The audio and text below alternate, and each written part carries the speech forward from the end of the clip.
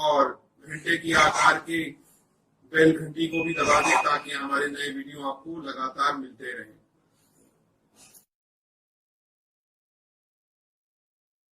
नमस्कार दोस्तों, धर्म रहस्य चैनल पर आपका एक बार फिर से स्वागत है। श्यामा माई और चमत्कारिक मुंड भाग 4 तक आपने अभी जाना है कि किस प्रकार से राजवीर नाम का एक व्यक्ति अपनी मां की रक्षा के लिए एक मुंड को अपने पास लाना चाहता है। उस मुंड के साथ प्रकट हुई 2 अप्सराएं उसे छल देती हैं। राजवीर जब आकाश की ओर देखता है तो उसे वहां पर कोई भी नहीं मिलता। चारों तरफ सुनसान ही सुनसान था। राजवीर अब बड़े ही घबराए हुए हृदय से चारों तरफ उस मुंड को और अन्य 2 अप्सराओं को ढूंढता है, लेकिन वहां कोई अप्सरा उसे दिखाई नहीं देती, यहां तक कि देव अप्सरा भी नहीं। राजवीर बहुत ज्यादा परेशान हो जाता है। चारों ओर ढूंढने के बाद भी वहां पर कोई नहीं था। राजवीर कुछ देर सोचता रहता है। उसके बाद उसके मन में यह विचार आता है कि मुझे अपने उन्हीं तांत्रिक गुरु की शरण में जाना चाहिए। शायद वो मेरी मदद कर सकें और मुझे इस मुसीबत से निकलने का रास्ता बता सकें। राजवीर बिना कोई देर किए एक बार फिर से अपने उन्हीं तांत्रिक गुरु की ओर जाने लगता है। कुछ देर बाद वह उनके आश्रम पर पहुंच जाता है।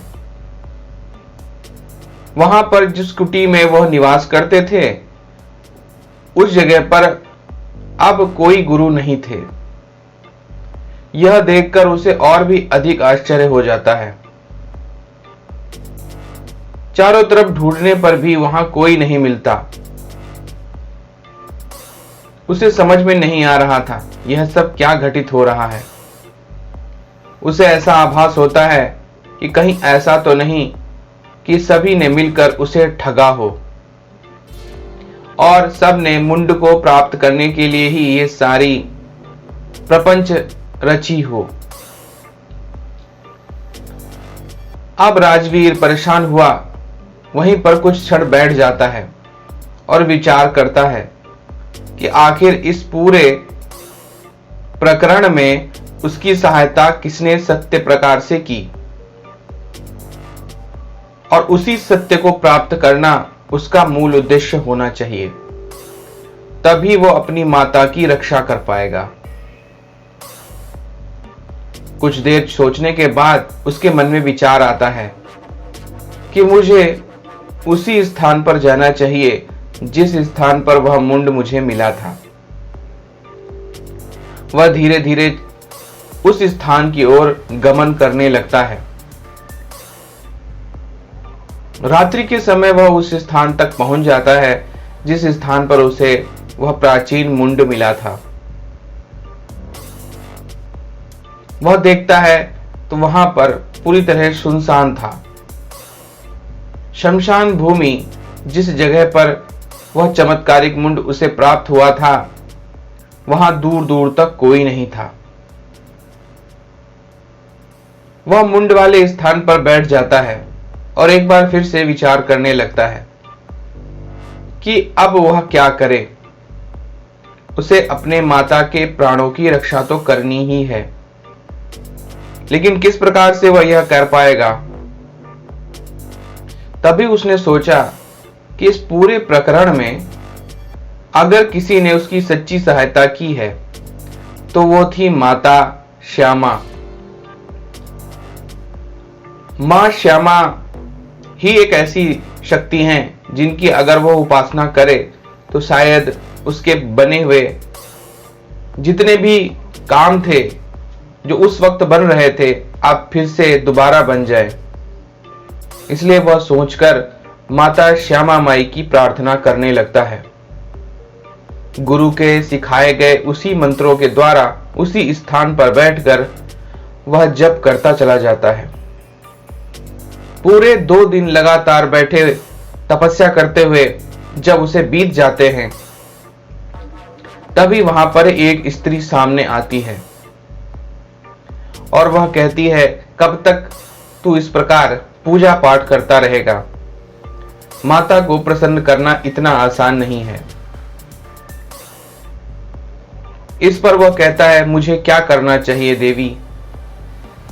तभी वह स्त्री एक मुंड निकाल करके उसके हाथ में रख देती है और कहती है, इसी प्रकार मुंड को खड़े हाथ में रखकर तू तपस्या कर, माता श्यामा माई अवश्य ही प्रसन्न होंगी।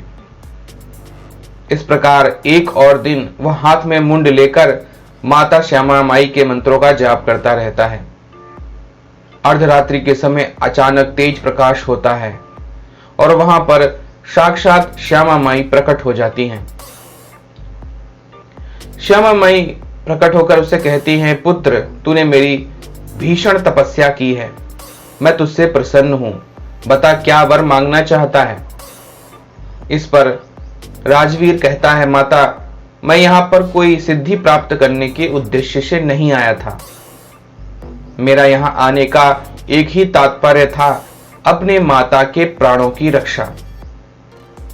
एक तांत्रिक ने मेरी मां को श्राप दे दिया था, अब आप ही मेरे उस श्राप से रक्षा कर सकती हैं, जिससे मेरी माता के जीवन की रक्षा हो। माता श्यामा माई प्रसन्न होती है और कहती हैं, वह मुंड पाताल लोक चला गया है।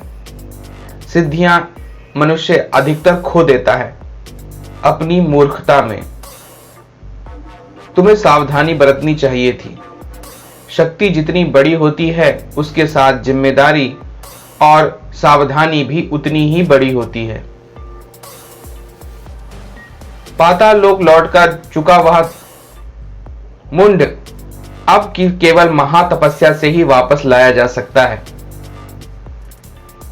तो क्या तू वह तपस्या करना चाहता है? इस पर राजवीर कहता है, माता, मेरी ऐसी कोई इच्छा नहीं है। आप सिर्फ और सिर्फ मेरी माता को अभय दान दीजिए। माता श्यामा माई प्रसन्न हो जाती हैं और कहती हैं, तू सच्चा मातृ भक्त है। मैं तुझे इसी मुंड को चमत्कारिक बनाकर दे देती हूं, क्योंकि तूने इसी मुंड से उस महामुंड को छुआ था। इसकी कारण तेरे हाथ में बहुत सारी शक्तियां आ गई थी। अब तूने क्योंकि मेरी तपस्या की है और इस मुंड को काफी समय तक धारण किया है, इसलिए मैं इस मुंड को भी चमत्कारिक बना देती हूं। जा, इस मुंड को लेकर जा और अपनी माता के सिर पर रखना। इसके बाद मेरे मंत्रों का मात्र 7 बार उच्चारण करना, तेरी माता का श्राप नष्ट हो जाएगा। इसके बाद इस मुंड को अपने पास रखना और इससे जो भी इच्छा हो वो मांगते रहना।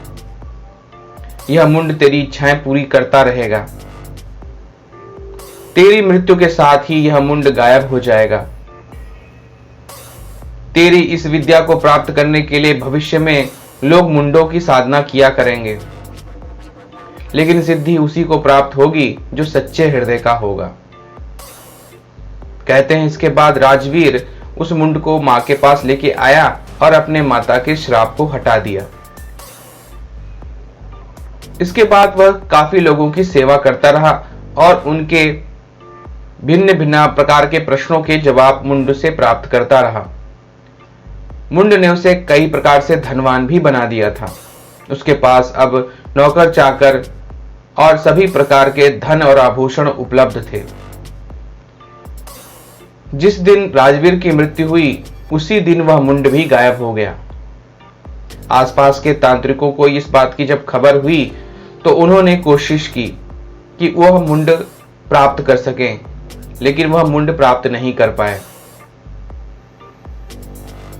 तांत्रिक लोगों ने उस स्थान की ओर गमन किया जिस शमशान भूमि में उस मुंड को प्राप्ति हुई थी,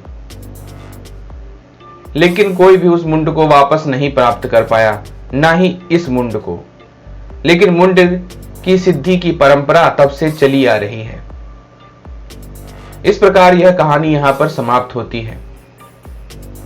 इस कहानी का दूसरा हिस्सा यानी कि मैं आपको यह बताता हूं कि किस प्रकार से माता ने इस स्थान को बहुत ही शुद्ध बना दिया, जबकि यह एक पवित्र शमशान भूमि थी। वर्तमान समय में यह शमशान की देवी के रूप में प्रसिद्ध जगह है और यह स्थान है बिहार के दरभंगा शहर में ललित नारायण मिथिला विश्वविद्यालय के प्रांगण में मां काली का भव्य मंदिर, जिनको हम माता श्यामा काली के नाम से जानते हैं। जहां पर यह माता का मंदिर बना हुआ है, यह एक शमशान भूमि रही है जिसकी कथा मैंने आपको सुनाई है। यहां दरभंगा राज परिवार के लोगों की चिता भी सजी हुई है। माता के मंदिर के पास ही महाराज रामेश्वर सिंह की चिता है।